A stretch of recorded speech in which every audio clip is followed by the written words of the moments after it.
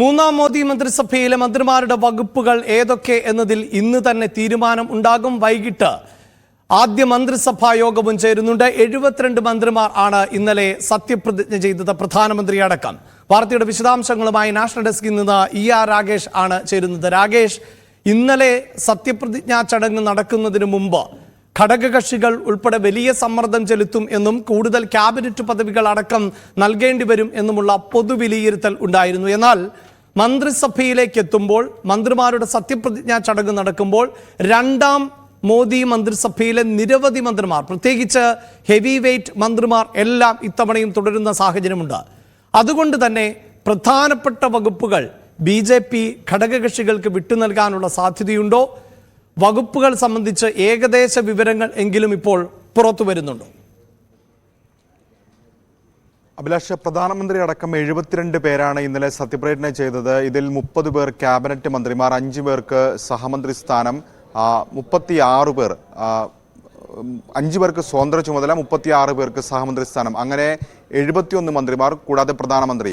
ഏതായാലും കഴിഞ്ഞ 2 മോദി സർക്കാരിനെ എടുത്തു നോക്കുകയാണെങ്കിൽ മന്ത്രിമാരുടെ എണ്ണത്തിൽ കാര്യമായ വർധനവ് ഇത്തവണ ഉണ്ടായിട്ടുണ്ട്. പ്രത്യേകിച്ച് സഖ്യകക്ഷി സർക്കാർ ആയതുകൊണ്ട് തന്നെയാണ് ഇത്തരമൊരു വർധനവിലേക്ക് നയിച്ചത് എന്ന് തന്നെ നമുക്ക് വിലയിരുത്താം. കാരണം ഒന്നാം മോദി സർക്കാരിൽ 46, പിന്നീട് രണ്ടാം മോദി സർക്കാരിൽ 58, ഇപ്പോൾ ഏതായാലും 71 മന്ത്രിമാർ ഇപ്പോൾ സത്യപ്രതിജ്ഞ ചെയ്തിരിക്കുന്നു. ഈ 71 മന്ത്രിമാരിൽ അഭിലാഷ് സൂചിപ്പിച്ച പോലെ തന്നെ പല പ്രധാനപ്പെട്ട മുതിർന്ന നേതാക്കളൊക്കെ തന്നെ ഇടം പിടിച്ചിട്ടുണ്ട്. അപ്പോൾ പോലും 33 പേർ ആദ്യമായി മന്ത്രിസ്ഥാനത്തേക്ക് എത്തുന്ന എന്ന പ്രത്യേകത കൂടി നിലവിലുണ്ട്. അങ്ങനെ പുതുമുഖങ്ങളും പരിചയസമ്പന്നരും ചേർന്ന ഒരു പട്ടിക തന്നെയാണ് ഇപ്പോൾ പുറത്തു വന്നിരിക്കുന്നത്. ഇതിൽ തന്നെ ഈ നിലവിൽ നോക്കുകയാണെങ്കിൽ BJPയുടെ ഏറ്റവും മുതിർന്ന നേതാക്കളായ, അല്ലെങ്കിൽ ഏറ്റവും സീനിയർ നേതാക്കളായ രാജ്നാഥ് സിംഗ്, അമിത്ഷാ, നിതിൻ ഗഡ്കരി തുടങ്ങിയവർ ഈ മന്ത്രിസഭയിലും ഉണ്ട്, സത്യപ്രതിജ്ഞ ചെയ്തിട്ടുണ്ട്. ഇന്നലെ നിർമ്മല സീതാരാമൻ, കഴിഞ്ഞ സർക്കാരിൻ്റെ കാലത്ത് ധനമന്ത്രി നിർമ്മല സീതാരാമനും ഇന്നലെ സത്യപ്രതിജ്ഞ ചെയ്തു.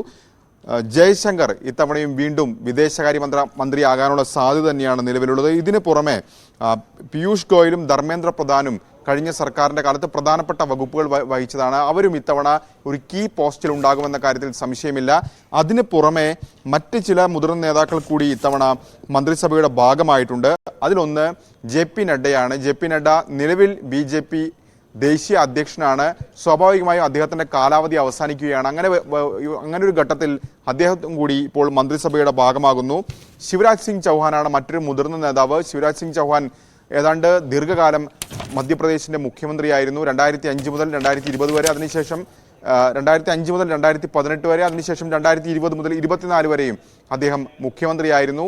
ഇത്തവണ വിദിഷയിൽ നിന്ന് അദ്ദേഹം വിജയിച്ചു വരുമ്പോൾ അദ്ദേഹത്തിനും ഒരു പ്രധാനപ്പെട്ട പദവി ഉണ്ടാകുമെന്ന കാര്യത്തിൽ സംശയമില്ല.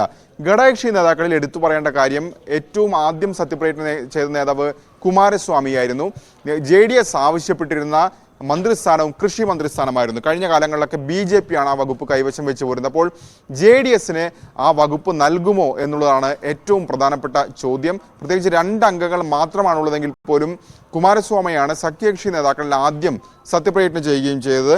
ഇതിന് പുറമെ നോക്കേണ്ട പ്രധാനപ്പെട്ട കാര്യം, സഖ്യകക്ഷികളിൽ ചിലർക്കെങ്കിലും ക്യാബിനറ്റ് പദവി ഇല്ല എന്നുള്ളതാണ്. അതായത് ശിവസേനയ്ക്ക് ജാദവ് പ്രതാപ് റാവു, ഗണപതി റാവു, അദ്ദേഹം സ്വതന്ത്ര ചുമതലയാണ് വഹിക്കുന്നത്. ഒപ്പം UP നിന്നുള്ള സഖ്യകക്ഷിയായ ജയന്ത് ചൗധരിയുടെ പാർട്ടിക്ക്, ജയന്ത് ചൗധരിക്ക് ഏതായാലും നൽകിയിട്ടുള്ളതും സ്വതന്ത്ര ചുമതലയാണ്. ഇതാണ് NCPയെയും പിണക്കാനുള്ള പ്രധാനപ്പെട്ട കാര്യം. NCP ക്യാബിനറ്റ് പദവിയാണ് ആവശ്യപ്പെട്ടിരുന്നത്. പ്രത്യേകിച്ച് പ്രഫുൽ പട്ടേലിനെ ക്യാബിനറ്റ് മന്ത്രിയാക്കാനുള്ള തീരുമാനമായിരുന്നു അവരുടെ ഭാഗത്തുനിന്ന് ഉണ്ടായത്.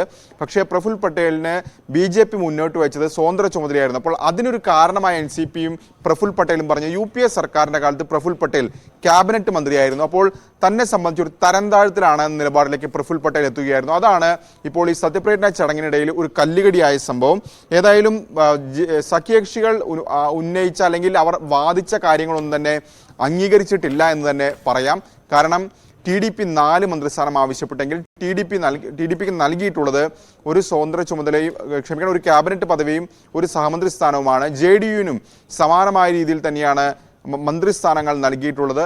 പകരം അവർക്ക് സാമ്പത്തിക പാക്കേജ് ഉൾപ്പെടെയുള്ള വാഗ്ദാനങ്ങൾ BJP നൽകിയിട്ടുണ്ട് എന്ന് വേണം മനസ്സിലാക്കാൻ. ഇതിനു പുറമെ ഈ സഹമന്ത്രി സ്ഥാനത്തിൽ ചില നിർണായക പദവികൾ അവർക്ക് നൽകിയേക്കും. ഒരുപക്ഷെ ധനവകുപ്പിന്റെ സഹമന്ത്രി സ്ഥാനം ഉൾപ്പെടെയുള്ളവ ഈ പറയുന്ന പാർട്ടികൾക്ക് TDPക്കും അല്ലെങ്കിൽ JDUവിനും ഒക്കെ നൽകാനുള്ള സാധ്യതയാണ് നിലവിലുള്ളത്. പ്രത്യേകിച്ച് പ്രത്യേക സാമ്പത്തിക പാക്കേജ് ഒക്കെ തന്നെ ഈ പാർട്ടികൾ അവരുടെ സംസ്ഥാനങ്ങൾക്കായി ആവശ്യപ്പെടുന്ന സാഹചര്യത്തിൽ അത്തരമൊരു നീക്കമായിരിക്കും നടക്കാൻ സാധ്യത. ഏതായാലും ഇന്ന് മന്ത്രിസഭാ യോഗം വൈകിട്ടാണ് ചേരുന്നത്. 5 മണിക്കാണ് മന്ത്രിസഭാ യോഗം നിശ്ചയിച്ചിട്ടുള്ളത്. അതിനു മുൻപ് സാധാരണഗതിയിൽ ഉച്ചയ്ക്ക് മുൻപായി തന്നെ ഈ വകുപ്പുകൾ ഏതൊക്കെ എന്ന കാര്യത്തിൽ തീരുമാനം ഔദ്യോഗികമായി അറിയിക്കും. സൂചിപ്പിക്കുന്ന പോലെ പോർട്ട്ഫോളിയോ എന്താ എന്ന് സംബന്ധിച്ച വിവരങ്ങളൊക്കെ സാധാരണ 2019 ഇതിനോടകം തന്നെയൊക്കെ നമുക്ക് അറിയാൻ സാധിച്ചിരുന്നു. രാവിലത്തെ വാർത്തകളിൽ തന്നെ എന്തൊക്കെയായിരുന്നു പോർട്ട്ഫോളിയോ എന്നത് സംബന്ധിച്ച് വ്യക്തത കൈവരുന്നിരുന്നു. എന്നാൽ ഇപ്പോഴും മൂന്നാം മോദി സർക്കാർ മന്ത്രിസഭയിലെ വകുപ്പുകൾ ആരൊക്കെ കൈകാര്യം ചെയ്യും? മലയാളികൾ ആയിട്ടുള്ള 2 മന്ത്രിമാർ സഹമന്ത്രി സ്ഥാനം വഹിക്കുന്നുണ്ട്, സുരേഷ് ഗോപിയും ഒപ്പം ജോർജ് കുര്യനും. അവർക്ക് നൽകുന്ന വകുപ്പുകൾ ഏതൊക്കെ? ഇതിലടക്കം വ്യക്തത കൈവരേണ്ടതുണ്ട്. അപ്പോഴും ഈ പ്രധാനപ്പെട്ട വകുപ്പുകൾ എന്ന് വിലയിരുത്തുന്നവയുണ്ടല്ലോ, അത് ആഭ്യന്തരമാകട്ടെ, രാജ്യസുരക്ഷയാകട്ടെ, ധനകാര്യമാകട്ടെ, റെയിൽവേ, പൊതുഗതാഗതം, ഉപരിതല ഗതാഗതം ഉൾപ്പെടെയുള്ള വകുപ്പുകൾ. ഇത്തരം വകുപ്പുകളെല്ലാം കഴിഞ്ഞ തവണ BJP മന്ത്രിമാർക്ക് തന്നെയായിരുന്നു. ഇപ്പോൾ പരിശോധിക്കുമ്പോൾ ഘടകകക്ഷികൾക്ക് മന്ത്രിമാരുടെ എണ്ണത്തിൽ വളരെ കുറവുണ്ട്. 12 മന്ത്രിമാർ മാത്രമാണ് ഘടകകക്ഷികളിൽ നിന്നുള്ളത് എന്ന് നമുക്ക് മനസ്സിലാക്കാൻ സാധിക്കുന്നു. അപ്പോൾ റെയിൽവേ പോലെ അല്ലെങ്കിൽ IT പോലെ പ്രധാനപ്പെട്ട വകുപ്പുകളെങ്കിലും ഘടകകക്ഷികൾക്ക് നൽകേണ്ട ഒരു സാഹചര്യം ഉണ്ടാകുന്നുണ്ടോ രാകേഷ്? അഭിലാഷ്, ഏതായാലും പ്രധാനപ്പെട്ട വകുപ്പുകൾ BJP തന്നെ കൈവശം വെക്കാനാണ് സാധ്യത. അതിൽ ഏറ്റവും പ്രധാനം കഴിഞ്ഞ സർക്കാരിന്റെ കാലത്ത് അമിത്ഷാ കൈകാര്യം ചെയ്യുന്ന ആഭ്യന്തര വകുപ്പ്, അത് BJP തന്നെയായിരിക്കും കൈവശം വയ്ക്കുക. ആഭ്യന്തരം മാത്രമല്ല, ധനകാര്യം BJP വിട്ടുകൊടുക്കില്ല.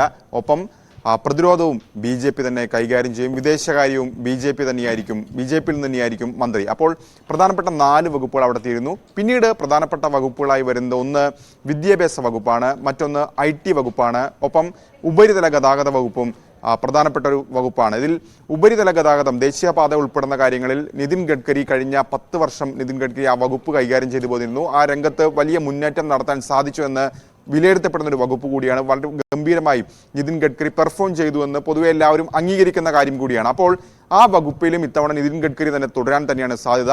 വിദ്യാഭ്യാസ വകുപ്പും സ്വാഭാവികമായും BJP സഖ്യകക്ഷികൾക്ക് വിട്ടുകൊടുക്കാൻ ഒരു സാധ്യതയുമില്ല. പ്രത്യേകിച്ച് RSSുമായി അല്ലെങ്കിൽ അവരുടെ ആശയങ്ങളും തുടങ്ങിയവ അതുമായി ബന്ധപ്പെട്ട് കിടക്കുന്ന കാര്യമാണ് ഈ വിദ്യാഭ്യാസ വകുപ്പ്. പ്രത്യേകിച്ച് പാഠപുസ്തക പരിഷ്കരണം അടക്കമുള്ള കാര്യങ്ങളൊക്കെ നമുക്കറിയാവുന്നതാണ്. അപ്പോൾ അത്തരമൊരു സാഹചര്യത്തിൽ അതും വിട്ടു നൽകാൻ സാധ്യതയില്ല. മറ്റൊന്ന് IT വകുപ്പാണ്. IT വകുപ്പും തൽക്കാലം സഖ്യകക്ഷികൾക്ക് വിട്ടു നൽകേണ്ടതില്ലെന്ന നിലപാട് BJPയിലുണ്ട്. TDP ആ വകുപ്പിന് ആവശ്യം ഉന്നയിച്ചിരുന്നു, അവകാശവാദം ഉന്നയിച്ചിരുന്നെങ്കിൽ പോലും അതും നൽകാൻ സാധ്യതയില്ലെന്നാണ് ഏറ്റവും ഒടുവിലത്തെ വിവരം. റെയിൽവേക്കായും JDU റെയിൽവേ വേണമെന്നൊരു ആവശ്യം മുന്നോട്ട് വെച്ചിട്ടുണ്ട്. പ്രത്യേകിച്ച് നിതീഷ് കുമാർ നേരത്തെ അദ്ദേഹം റെയിൽ വകുപ്പ് കൈകാര്യം ചെയ്തിട്ടുണ്ട് NDA സർക്കാരിന്റെ കാലത്ത് തന്നെ. അപ്പോൾ ആ വകുപ്പ് ഇനി നിതീഷിന് കൊടുക്കുമോ എന്ന കാര്യമാണ് അറിയേണ്ടത്. പക്ഷേ BJP വൃത്തങ്ങൾ നൽകുന്ന സൂചന റെയിൽവേയും തൽക്കാലം കൈവശം വയ്ക്കുമെന്നാണ്. അങ്ങനെയെങ്കിൽ ഒരു പക്ഷേ ഗ്രാമവികസനം അല്ലെങ്കിൽ ജലവകുപ്പ് തുടങ്ങിയവ സഖ്യകക്ഷികൾക്ക് നൽകാനുള്ള സാധ്യതയുണ്ട്. ഗ്രാമവികസന വകുപ്പ് ചിലപ്പോൾ JDUവിനോ അല്ലെങ്കിൽ TDPക്കോ നൽകാനുള്ള സാധ്യതയുണ്ട്. ഒപ്പം JDU ആവശ്യപ്പെട്ട മറ്റൊരു വകുപ്പാണ് ജലസേചനവുമായി ബന്ധപ്പെട്ട വകുപ്പ്. ആ വകുപ്പ് ഒരുപക്ഷെ JDUവിന് നൽകാനുള്ള സാധ്യതയും തള്ളിക്കളയാൻ കഴിയില്ല. ഏതായാലും പ്രധാനപ്പെട്ട വകുപ്പുകളൊക്കെ കൈവശം വെച്ചുകൊണ്ട് മറ്റു വകുപ്പുകളായിരിക്കും സഖ്യകക്ഷികൾക്ക് നൽകുക.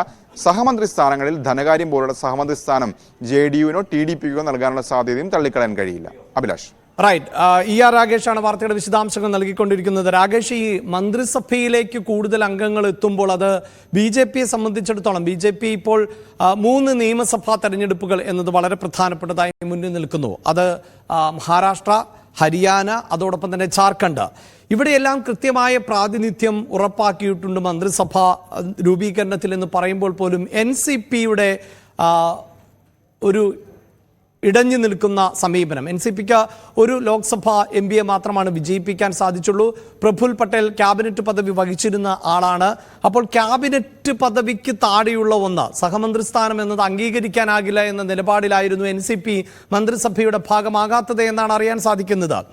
ഈ മഹാരാഷ്ട്രയിലെ പ്രത്യേക രാഷ്ട്രീയ സാഹചര്യം കൂടിയുണ്ടല്ലോ. NCP പിളർന്ന സാഹചര്യം ഉണ്ടാകുന്നു. അതിനുശേഷമാണ് അജിത് പവാർ വിഭാഗം BJPയോടൊപ്പം ചേർന്നത് എന്നതൊക്കെ. അപ്പോൾ ഈ നിയമസഭാ തെരഞ്ഞെടുപ്പുകളെ കൂടി മുന്നിൽ കണ്ടുകൊണ്ടുള്ള ഒരു നീക്കം BJP നടത്തുമ്പോൾ NCP ഇടഞ്ഞു നിൽക്കുന്ന NCP അനുനയിപ്പിക്കേണ്ടത് എത്രത്തോളം പ്രധാനപ്പെട്ടതാണ്? അത്തരം സാധ്യതകൾ കൂടി മുന്നിലുണ്ടോ? അന്യായത്തിനുള്ള സാധ്യത തന്നെയാണ് നിലവിലുള്ളത് അഭിലാഷ്. കാരണം മഹാരാഷ്ട്ര നിയമസഭാ തെരഞ്ഞെടുപ്പ് എന്ന് പറയുന്ന വലിയ വെല്ലുവിളി BJPക്ക് മുന്നിലുണ്ട്, NDAക്ക് മുന്നിലുണ്ട്. പ്രത്യേകിച്ച് ലോക്സഭാ തെരഞ്ഞെടുപ്പ് ഫലം ഒട്ടും പ്രതീക്ഷയ്ക്ക് വക നൽകുന്നതായിരുന്നില്ല NDA സഖ്യത്തിന് BJPക്ക്. കാരണം അവിടെ 48 സീറ്റിൽ ഭൂരിഭാഗം സീറ്റുകളും വിജയിച്ചത് ഇന്ത്യ സഖ്യമാണ് എന്നതാണ് അതിൻ്റെ പ്രധാനപ്പെട്ട കാര്യം. അപ്പോൾ സ്വാഭാവികമായും NCPയുമായി ചർച്ച നടത്തേണ്ടതുണ്ട്. ആ ചർച്ചകൾ തുടരും എന്ന് തന്നെയാണ് ഇപ്പോൾ BJP നേതാക്കൾ വ്യക്തമാക്കുകയും ചെയ്തിരിക്കുന്നത്. കാരണം NCPയെ സംബന്ധിച്ചും വലിയ പ്രതിസന്ധി അവർ ആഭ്യന്തരമായി തന്നെ നേരിടുന്നുണ്ട്. ഒന്ന്, ഈ ലോക്സഭാ തെരഞ്ഞെടുപ്പിൽ മഹാരാഷ്ട്രയിൽ ഏറ്റവും മോശമായി പെർഫോം ചെയ്തൊരു പാർട്ടിയാണ് അജിത് പവാറിൻ്റെ NCP. കാരണം മത്സരിച്ച സീറ്റുകളിലൊക്കെ പരാജയപ്പെടുമ്പോൾ ഒറ്റ സീറ്റിൽ മാത്രമാണ് അവർക്ക് വിജയിച്ച് കയറാൻ കഴിഞ്ഞത്. അതും അവരുടെ സംസ്ഥാന അധ്യക്ഷൻ മാത്രമാണ് വിജയിച്ചത്. അങ്ങനെ ഒരു മോശം സാഹചര്യത്തിലൂടെ കടന്നു പോകുമ്പോൾ നിലവിൽ MLA മാർ NCPയുടെ MLA മാർ കൂടുതൽ അജിത്തിനൊപ്പമാണ്. അങ്ങനെ MLA മാർ ഒപ്പം നിന്നതുകൊണ്ട് മാത്രമാണ് അജിത് പവാറിന് ഇത്തരത്തിൽ ഔദ്യോഗിക പാർട്ടിയായി തെരഞ്ഞെടുപ്പ് കമ്മീഷൻ അംഗീകരിക്കുകയും ചെയ്തു. പക്ഷേ MLA മാരിൽ പലരും ഇപ്പോൾ തിരിച്ചു മടങ്ങണം, ശരത് പവാർ ക്യാമ്പിലേക്ക് മടങ്ങണമെന്ന അഭിപ്രായമുള്ളവരാണ്. അവരെ തൽക്കാലം പറഞ്ഞു നിർത്തിയിരിക്കുകയാണ് നേതാക്കൾ. അപ്പോൾ ഈ ഒരു സാഹചര്യത്തിൽ കേന്ദ്രത്തിൽ കൂടി കാര്യമായി പരിഗണന കിട്ടുന്നില്ല എന്നൊരു സാഹചര്യം വരുമ്പോൾ MP മാർ പോകണമെന്ന ആവശ്യത്തിന്, അത്തരമൊരു നിലപാടിലേക്ക് പാർട്ടി എത്തണമെന്ന ആവശ്യത്തിന് സമ്മർദ്ദമേറുകയാണ്. അങ്ങനെ വലിയ സമ്മർദ്ദം നിലവിലേതായാലും അജിത് പവാർ പക്ഷം നേരിടുന്നുണ്ട്. അപ്പോൾ ഏതായാലും അവരെ ഒപ്പം നിർത്തേണ്ടത് നിലവിലെ സാഹചര്യത്തിൽ BJP കൂടി ആവശ്യമായ കാര്യമാണ്. അതിന് ഏറ്റവും പ്രധാനപ്പെട്ട കാര്യം ഈ വർഷം അവസാനം നടക്കാനിരിക്കുന്ന നിയമസഭാ തെരഞ്ഞെടുപ്പ് തന്നെയാണ്. അപ്പോൾ അതിനുള്ള ചർച്ചകൾ തുടരുമെന്ന് തന്നെയാണ് ഇപ്പോൾ BJP നേതാക്കൾ വ്യക്തമാക്കുന്നത്. ഏതായാലും ക്യാബിനറ്റ് പദവി നൽകാനുള്ള സാധ്യത നിലവിലില്ല. പക്ഷേ ചർച്ചകളിലൂടെ NCP അന്വയിപ്പിക്കാനുള്ള നീക്കങ്ങൾ ഏതായാലും BJP ക്യാമ്പിൽ തുടരുകയാണ്. തീർച്ചയായും BJPയുടെ ദേശീയ അധ്യക്ഷ പദവിയിലേക്ക് ആര് വരും എന്നതും ഈ ഘട്ടത്തിൽ ചർച്ചയാകുന്ന ഒരു പശ്ചാത്തലമുണ്ട്. ഞാൻ വളരെ പെട്ടെന്ന് തിരികെ വരാം. ഇപ്പോൾ